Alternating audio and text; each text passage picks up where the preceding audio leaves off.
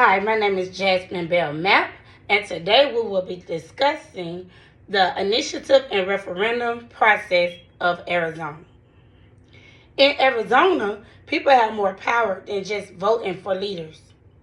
They can help create and change laws through something called the initiative and referendum process. These are powerful tools of direct democracy, which means regular citizens have a say in laws that affect their lives.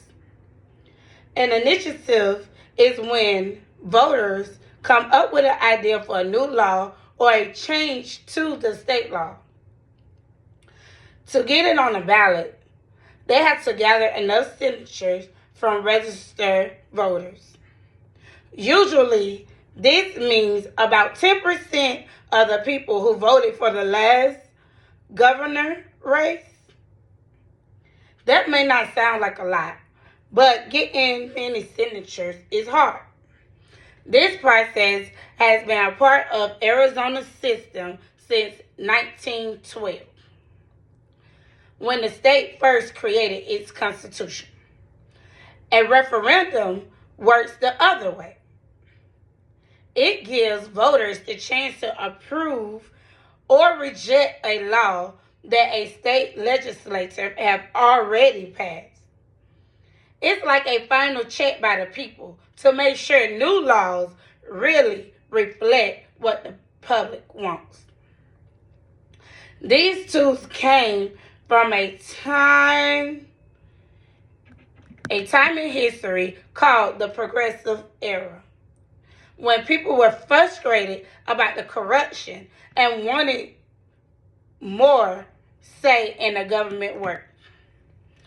Arizona's early leaders believed regular people can help shape the laws, not just elected officials. Even though initiative and referendum are both ways for people to be involved, they are not the same. An initiative is about starting something new. A referendum is about responding to something that has already passed. So one creates and the other reacts. Together, they give the public more control and a bigger voice. There are a lot of good things about these processes. They let people speak up when lawmakers are not listening. They encourage civil engagement, and sometimes they lead to real change. Proposition 206 in 2016 was an initiative where voters decided to raise minimum wage and require employees to pay sick leave. It helped a lot of working families in Arizona and showed how powerful direct democracy can be. But nothing is perfect. Sometimes voters do not understand exactly what a measure means, especially when the language is confusing or full of legal terms. It can also be really expensive to gather signatures and run a campaign, which gives the wealthier groups an advantage.